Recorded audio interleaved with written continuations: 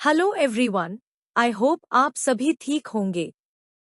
I made this video regarding the BSc medical lab technology 5th semester. This video will discuss the topic patient management for clinical sample collection and their preservation. Let's start the video without any delay. Patient management for clinical sample collection. Introduction. Patient management during clinical sample collection बहुत जरूरी है high quality samples पाने के लिए और accurate test results ensure करने के लिए। इफेक्टिव मैनेजमेंट में पेशेंट को प्रिपेयर करना, सही टेक्निक और इक्विपमेंट का यूज करना और पूरे प्रोसेस के दौरान पेशेंट की कंफर्ट और सेफ्टी मेंटेन करना शामिल है। इसमें कई की स्टेप्स होते हैं। Patient preparation. एजुकेशन। पेशेंट को सैंपल कलेक्शन का पर्पस बताना, प्रोसीजर समझाना और कोई भी प्रिपरेशन जो रिक्वायर्ड हो उसके बारे में इन्फॉर्म करना जरूरी है। इससे एंजाइटी कम होती है और कोऑपरेशन इंश्योर होता है। कंसेंट। इन्फॉर्म्ड कंसेंट लेना बहुत इंपॉर्टेंट है। पेशेंट को रिस्क्स और बेनिफिट्स एक्सप्लेन करना और ये इंश्योर करना कि पेशेंट समझता है कि क्या इन्वॉल्व्ड है।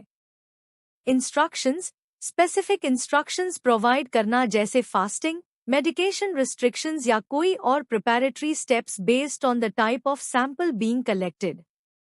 इस तरह से एक well managed sample collection process patient को कंफर्टेबल और सेफ रखता है और टेस्ट रिजल्ट्स को एक्यूरेट बनाता है। Third is preparation of the environment. Cleanliness. Ensure that the collection area is बिल्कुल क्लीन और स्टेराइल ताकि कंटामिनेशन अवॉइड हो सके। सरफेसेस और इक्विपमेंट को एंटीसेप्टिक सॉल्यूशन से अच्छे से क्लीन करें। इक्विपमेंट। सभी नेसेसरी इक्विपमेंट अवेलेबल और स्टेराइल होने चाहिए और करेक्ट तरीके से फंक्शन कर रहे होने चाहिए।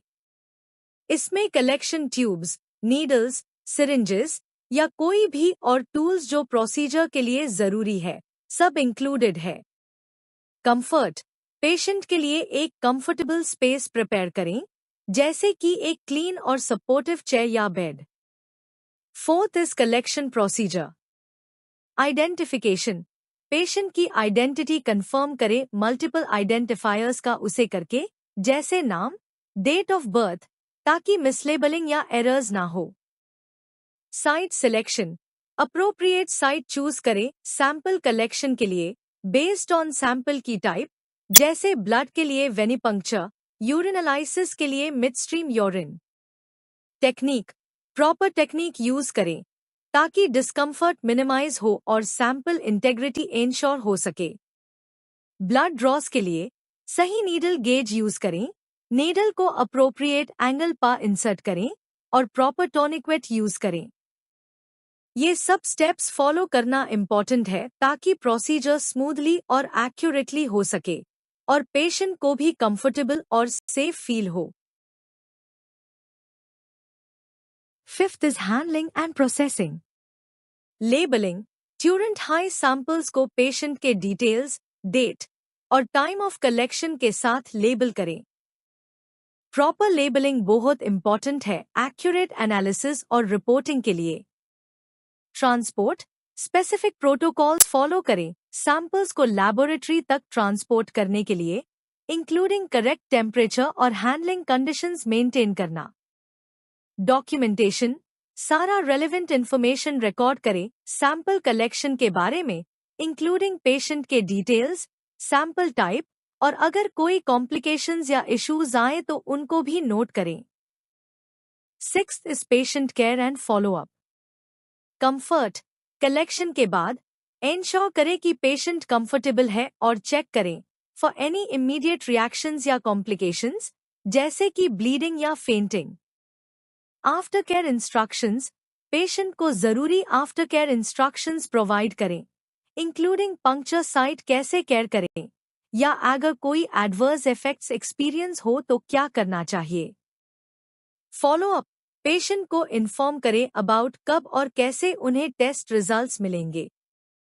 साथ ही कोई भी क्वेश्चंस या कंसर्न्स हो तो उनके लिए कॉन्टैक्ट इन्फॉर्मेशन भी प्रोवाइड करें। ये सब स्टेप्स फॉलो करना जरूरी है ताकि हैंडलिंग और प्रोसेसिंग एक्यूरेटली हो सके और पेशेंट का केयर और फॉलोअप भी प्रॉपर तरीके से मैनेज हो। 7th is trouble shooting. Complications. Common complications जैसे हीमोलाइसिस, इनएडिक्वेट सैंपल वॉल्यूम या वेनिपंक्चर में डिफिकल्टीज को हैंडल करने के लिए तैयार रहो। Patient reactions. कोई भी इमीडिएट एडवर्स रिएक्शंस जैसे डिजीनेस या एलर्जिक रिएक्शंस को प्रॉम्प्टली और एप्रोप्रिएटली एड्रेस करो। Error management. अगर कोई एरर होता है जैसे मिसलेबलिंग या कंटैमिनेशन, तो इशू को करेक्ट करने के लिए प्रोटोकॉल्स फॉलो करो, जो कि सैंपल को रिकलेक्ट करना भी इंक्लूड कर सकता है। 8th and last is quality assurance. Training. Ensure करो कि सभी पर्सनल जो सैंपल कलेक्शन में इन्वॉल्व्ड है वो एडिक्वेटली ट्रेन्ड है और एस्टैब्लिश प्रोटोकॉल्स को एडहियर करते हैं। ऑडिट्स। रेगुलर ऑडिट्स कंडक्ट करो ताकि सैंपल कलेक्शन प्रोसेस को इवैल्यूएट और इम्प्रूव किया जा सके और कोई भी आइडेंटिफाइड इश्यूज को एड्रेस किया जा सके। Feedback.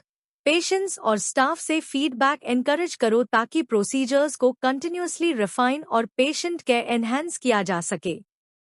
Effective patient management during clinical sample collection is integral to obtaining reliable और accurate test results. Patient preparation, proper technique और पोस्ट कलेक्शन केयर पे फोकस करके हेल्थ केयर प्रोवाइडर्स सैंपल की quality और ओवरऑल पेशेंट एक्सपीरियंस दोनों को improve कर सकते हैं। ये सब इंश्योर करता है कि जो भी सैंपल्स कलेक्ट किए जा रहे हैं वो सब सही तरीके से और बिना किसी दिक्कत के हो रहे हैं और पेशेंट्स को भी बेस्ट पॉसिबल केयर मिल रही है। Next is very important topic that is sample collection methods which includes as A. Blood samples. Venipuncture. Equipment. इसमें आता है tonic-wait, alcohol swab, needle, syringe या वैक्यूम ट्यूब सिस्टम और blood collection tubes. Procedure.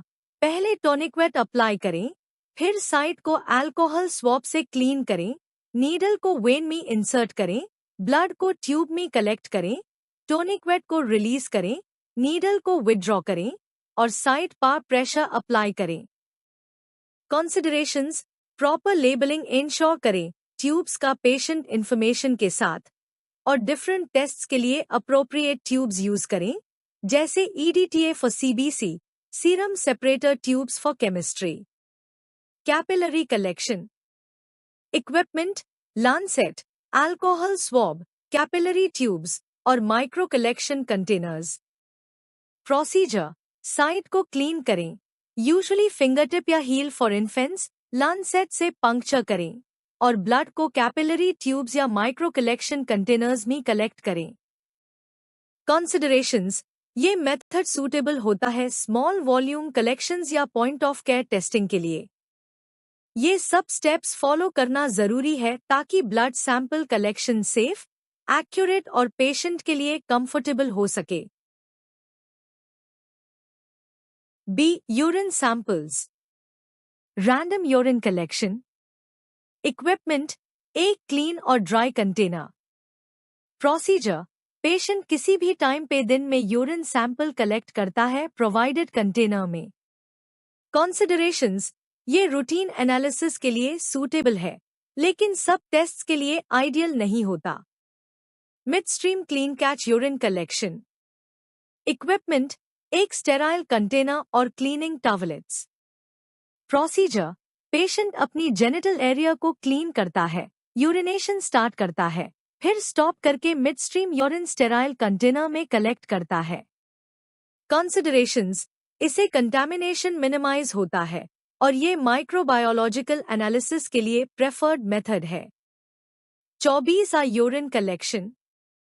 Equipment, एक large container to 2-3 lighters और preservative अगर जरूरी हो तो। प्रोसीजर। पेशेंट 24 आवर पीरियड के दौरान सारा यूरिन कलेक्ट करता है, फर्स्ट मॉर्निंग वॉइड डिस्कार्ड करने के बाद स्टार्ट करके। कंसिडरेशंस। इसे एनालाइट्स जो दिन भर वेरी करते हैं उनकी एक्यूरेट मेजरमेंट इंश्योर होती है। ये different methods urine sample collection के लिए उसे होते हैं और हर एक का अपना स्पेसिफिक पर्पस और इम्पोर्टेंस होता है। पेशेंट इंस्ट्रक्शंस को फॉलो करें ताकि एक्यूरेट और रिलायबल रिजल्ट्स मिल सके। C swab samples. Throat swabs. Equipment, sterile swab और ट्रांसपोर्ट मीडियम की जरूरत होती है। प्रोसीजर, स्वॉब को टॉन्सिलर एरिया और पोस्टीरियर फेरिंग्स पर रब करें बिना टंग, टीथ या गम्स को टच किए। कंसिडरेशंस, इंश्योर करें कि स्वॉब को इमीडिएटली ट्रांसपोर्ट मीडियम में प्लेस किया जाए और प्रॉपर लेबलिंग हो। Nasal nasopharyngeal swabs. Equipment, sterile swab और ट्रांसपोर्ट मीडियम रिक्वायर्ड है। प्रोसीजर, स्वॉब को नॉस्ट्रल या नेजोफेरेंजियल एरिया में इंसर्ट करें और जेंटली रोटेट करें।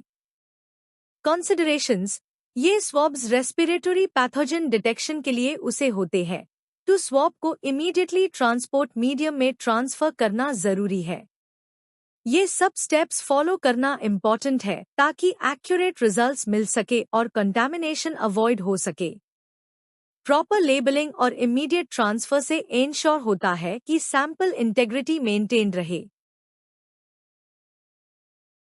D tissue biopsy samples. Equipment, biopsy needles, forceps, sterile containers और फॉर्मेलिन जो प्रिजर्वेशन के लिए उसे होता है। प्रोसीजर, सैंपल या टू सर्जिकली कलेक्ट होता है या वाया नीडल बायोसी और फिर उससे अप्रोप्रिएट प्रिजर्वेटिव में प्लेस किया जाता है। कंसिडरेशंस, इंश्योर करें कि स्टेराइल टेक्निक यूज हो ताकि कंटामिनेशन अवॉइड हो सके। पेशेंट की इंफॉर्मेशन और बायोसी का साइट प्रॉपर्ली लेबल करें। ये सब स्टेप्स फॉलो करना जरूरी है ताकि बायोसी सैंपल्स एक्यूरेटली कलेक्ट हो सके और कंटामिनेशन से बचाए जा सके। प्रॉपर लेबलिंग से इंश्योर होता है कि पेशेंट और सैंपल आइडेंटिफिकेशन करेक्ट रहे। Next second important topic is sample transportation which includes A. General principles. Temperature control, appropriate coolers या ट्रांसपोर्ट कंटेनर्स का उसे करें ताकि रिक्वायर्ड टेम्परेचर्स मेंटेन हो सके जैसे refrigerated, frozen, room temperature. Time management, samples को लैबोरेटरी तक जितना जल्दी हो सके ट्रांसपोर्ट करें ताकि डिग्रेडेशन ना हो। पैकेजिंग, लीक प्रूफ कंटेनर्स का उसे करें और बायोलॉजिकल सैंपल्स के लिए ट्रिपल पैकेजिंग करें ताकि कंटामिनेशन और स्पिल्स प्रिवेंट हो सके। लेबलिंग, सभी कंटेनर्स को क्लियरली लेबल करें पेशेंट इंफॉर्मेशन, सैंपल की टाइप और कलेक्शन का डेट टाइम के साथ। Documentation, chain of custody records maintain करें जो इंक्लूड करे टाइम ऑफ कलेक्शन, ट्रांसपोर्ट और रिसीप्ट। ये स्टेप्स फॉलो करना जरूरी है ताकि सैंपल्स सेफली और एक्यूरेटली लैबोरेटरी तक पहुंचे और उनकी इंटेग्रिटी बना रहे। B. Specific considerations. Blood samples. Whole blood को ट्रांसपोर्ट करने के लिए रूम टेम्परेचर पर या टेस्ट की रिक्वायरमेंट्स के हिसाब से रेफ्रिजरेटेड ट्रांसपोर्ट करें। अगर टेस्ट की टाइमिंग टाइट है तो रूम टेम्परेचर पर हाई ले जा सकते हैं। सीरम प्लाज्मा, अगर डिले होने की पॉसिबिलिटी है तो सीरम या प्लाज्मा को सेंट्रीफ्यूज करके सेपरेट कर लें और फिर रेफ्रिजरेट करके ट्रांसपोर्ट करें। डिले होने पर भी रेफ्रिजरेटेड हाई ट्रांसपोर्ट करें। Urine samples. Routine analysis, routine urine samples को रूम टेम्परेचर पर ट्रांसपोर्ट करना चाहिए। अगर डिले 2 आवर्स से ज्यादा हो तो रेफ्रिजरेट करके ट्रांसपोर्ट करें। माइक्रोबायोलॉजी, माइक्रोबायोलॉजिकल यूरिन सैंपल्स को स्टेराइल कंटेनर में ट्रांसपोर्ट करें और अगर डिले हो तो रेफ्रिजरेट करके ट्रांसपोर्ट करें। स्वॉब्स। माइक्रोबायोलॉजिकल टेस्टिंग, माइक्रोबायोलॉजिकल टेस्टिंग के लिए स्वॉब्स को ट्रांसपोर्ट मीडियम में रखकर रूम टेम्परेचर पर या रिक्वायर्ड टेम्परेचर पर रेफ्रिजरेटेड रखना चाहिए। Viral testing. वायरल टेस्टिंग के लिए स्वॉब्स को वायरल ट्रांसपोर्ट मीडियम में प्लेस करें और रेफ्रिजरेट या आइस पार रखकर ट्रांसपोर्ट करें, depending on the requirement. Tissue samples. Histopathology. Histopathology के लिए टिश्यू सैंपल्स को फॉर्मेलिन या किसी और प्रिजर्वेटिव में प्लेस करें और रूम टेम्परेचर पर ट्रांसपोर्ट करें। Molecular testing. अगर टिश्यू सैंपल्स प्रिजर्वेटिव में नहीं है तो उन्हें फ्रोजन रखना जरूरी है। ऐसे सैंपल्स को फ्रीजर में रखें और ट्रांसपोर्ट के वक्त भी फ्रोजन स्टेट में ही ले जाएं। ये सब स्पेसिफिक कंसिडरेशंस फॉलो करना बहुत जरूरी है ताकि सैंपल्स की क्वालिटी और इंटेग्रिटी मेंटेन रहे और टेस्टिंग एक्यूरेट हो। Third is sample preservation which includes A. Chemical preservation. Blood samples. Anticoagulants. Blood samples को प्रिजर्व करने के लिए डिफरेंट एंटीकोएगुलेंट्स यूज होते हैं। For haematology tests EDTA use होता है। प्लाज्मा टेस्ट्स के लिए हेपरिन यूज करते हैं और ग्लूकोज एनालिसिस के लिए सोडियम फ्लोराइड। ये सब केमिकल्स इंश्योर करते हैं कि सैंपल की क्वालिटी इंटैक्ट रहे। Serum separator tubes. ये स्पेशल ट्यूब्स में क्लॉट एक्टिवेटर और जेल होता है जो सीरम को ब्लड के बाकी कंपोनेंट्स से अलग करने में हेल्प करता है। इसे सीरम को एक्यूरेटली एनालाइज किया जा सकता है। Urine samples. Preservatives. Urine samples को प्रॉपर्ली प्रिजर्व करने के लिए प्रिजर्वेटिव्स यूज किए जाते हैं। बैक्टीरियोलॉजिकल एग्जामिनेशन के लिए बोरिक एसिड ऐड किया जाता है, जबकि कुछ स्पेसिफिक केमिकल एनालाइट्स के लिए HCl यूज होता है, स्पेशली 24 यूरिन कलेक्शन के टेस्ट्स में। Tissue samples. Formalin. Tissue samples को प्रिजर्व करने के लिए फॉर्मेलिन कॉमनली यूज होता है। ये बायोसी सैंपल्स को हिस्टोपैथोलॉजी के लिए प्रिजर्व करता है ताकि एक्यूरेट एग्जामिनेशन और डायग्नोसिस हो सके। इन सब मेथड्स का पर्पस ये है कि सैंपल्स की इंटेग्रिटी और क्वालिटी को मेंटेन किया जा सके ताकि एनालिसिस रिजल्ट्स प्रेसाइज और रिलायबल हो। Third is sample preservation which includes A. Chemical preservation. Blood samples. Anticoagulants. Blood samples को प्रिजर्व करने के लिए डिफरेंट एंटीकोएगुलेंट्स यूज होते हैं। For haematology tests EDTA use होता है। प्लाज्मा टेस्ट्स के लिए हेपरिन यूज करते हैं और ग्लूकोज एनालिसिस के लिए सोडियम फ्लोराइड। ये सब केमिकल्स इंश्योर करते हैं कि सैंपल की क्वालिटी इंटैक्ट रहे। Serum separator tubes. ये स्पेशल ट्यूब्स में क्लॉट एक्टिवेटर और जेल होता है जो सीरम को ब्लड के बाकी कंपोनेंट्स से अलग करने में हेल्प करता है। इसे सीरम को एक्यूरेटली एनालाइज किया जा सकता है। Urine samples. Preservatives. Urine samples को प्रॉपर्ली प्रिजर्व करने के लिए प्रिजर्वेटिव्स यूज किए जाते हैं। बैक्टीरियोलॉजिकल एग्जामिनेशन के लिए बोरिक एसिड ऐड किया जाता है, जबकि कुछ स्पेसिफिक केमिकल एनालाइट्स के लिए HCl यूज होता है, स्पेशली 24 यूरिन कलेक्शन के टेस्ट्स में। Tissue samples. Formalin. Tissue samples को प्रिजर्व करने के लिए फॉर्मेलिन कॉमनली यूज होता है। ये बायोसी सैंपल्स को हिस्टोपैथोलॉजी के लिए प्रिजर्व करता है ताकि एक्यूरेट एग्जामिनेशन और डायग्नोसिस हो सके। इन सब मेथड्स का पर्पस ये है कि सैंपल्स की इंटेग्रिटी और क्वालिटी को मेंटेन किया जा सके ताकि एनालिसिस रिजल्ट्स प्रेसाइज और रिलायबल हो। प्रॉपर कलेक्शन, ट्रांसपोर्टेशन और प्रेजर्वेशन ऑफ सैंपल्स बहुत क्रूशल है एक्यूरेट और रिलायबल लैबोरेटरी रिजल्ट्स के लिए। हर टाइप ऑफ सैंपल के लिए स्पेसिफिक प्रोटोकॉल्स फॉलो करने पड़ते हैं ताकि इंटेग्रिटी मेंटेन रहे और कंटैमिनेशन या डिग्रेडेशन ना हो। इन मेथड्स को फॉलो करने से टेस्ट रिजल्ट्स की वैलिडिटी इंश्योर होती है और अल्टीमेटली पेशेंट केयर भी इफेक्टिव होती है। I hope you like this video and get some information about the patient management for clinical sample collection and their preservation. I request you to please like, subscribe and share this video. If you have any questions, Please comment us in the comment box. Thank you and stay healthy.